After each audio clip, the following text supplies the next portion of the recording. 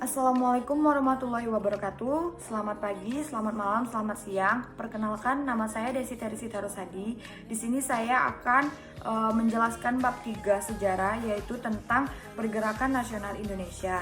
Yang pertama, ciri-ciri awal abad ke-20, yaitu perlawanan dilakukan oleh golongan terpelajar, tidak tergantung oleh kaum ulama.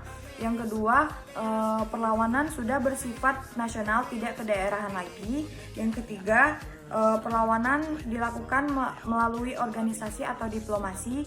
Dan yang terakhir, perlawanan tidak tergantung pada pemimpin.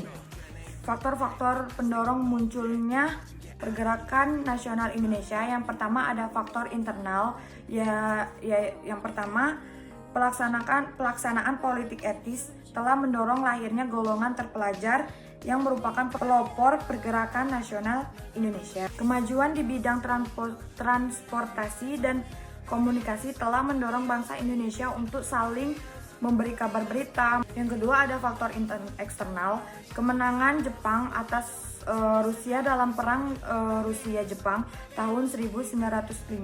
Hal tersebut telah menimbulkan semangat baru dalam diri bangsa Indonesia bahwa bangsa Asia pun sebenarnya mampu mengalahkan bangsa imperialis. Paham-paham baru seperti nasionalisme, sosialisme, liberalisme, dan demokrasi. C. Periodisasi pergerakan nasional Indonesia. Satu, awal pergerakan nasional Indonesia masih menunjukkan gerakan nasional yang bersifat kooperatif, bekerja sama dengan penjajah dan moderat menggunakan organisasi modern.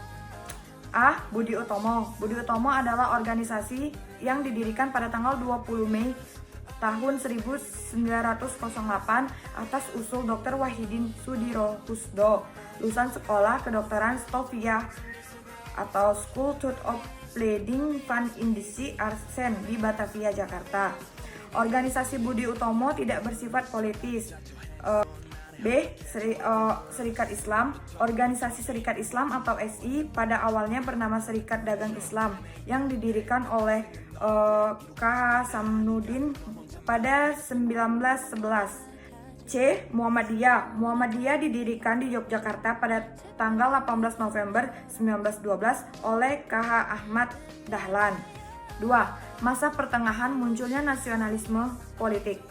Pun ada beberapa organisasi dari gerakan yang muncul pada periode ini. Yang pertama ada Indis Partij, didirikan di Bandung pada tanggal 25 Desember 1912. Tokoh Indi Partij dikenal dengan sebutan Tiga Serangka yang didirikan oleh Ki Hajar Dewantara, Dr. Cipto Mangkusumo, dan E.F.E. Douws Dekker.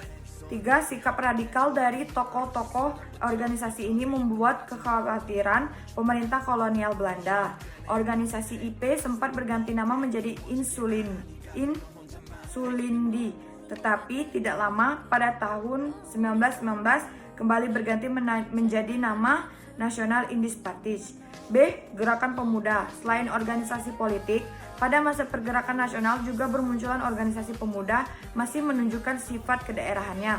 Organisasi pemuda yang pertama kali muncul adalah Trikoro Darmo yang didirikan oleh R. Satimanwiryosojono pada tahun 1915. Trikoro Darmo artinya tiga tujuan mulia.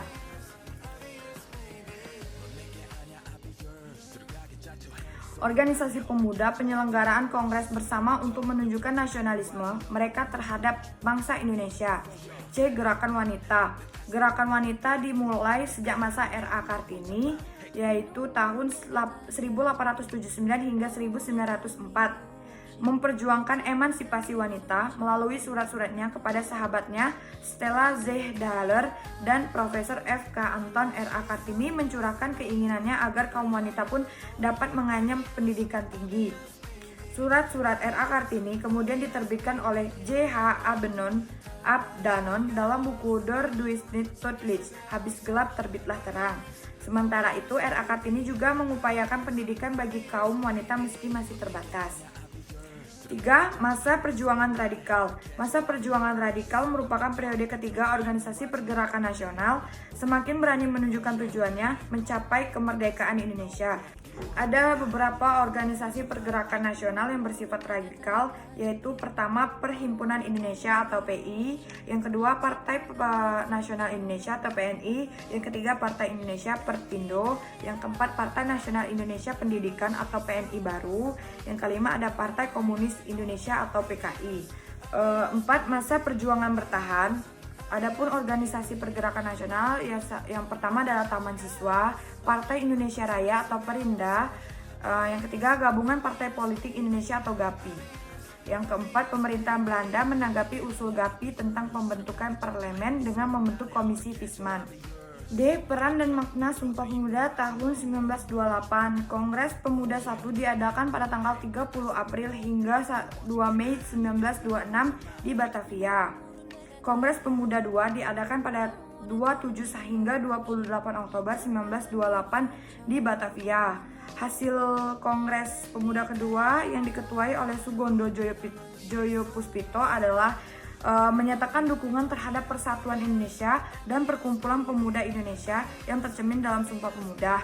Yang pertama, kami putra dan putri Indonesia mengaku bertumpah darah yang satu, tanah air Indonesia. Yang kedua, kami putra dan putri Indonesia mengaku berbangsa yang satu, bangsa Indonesia.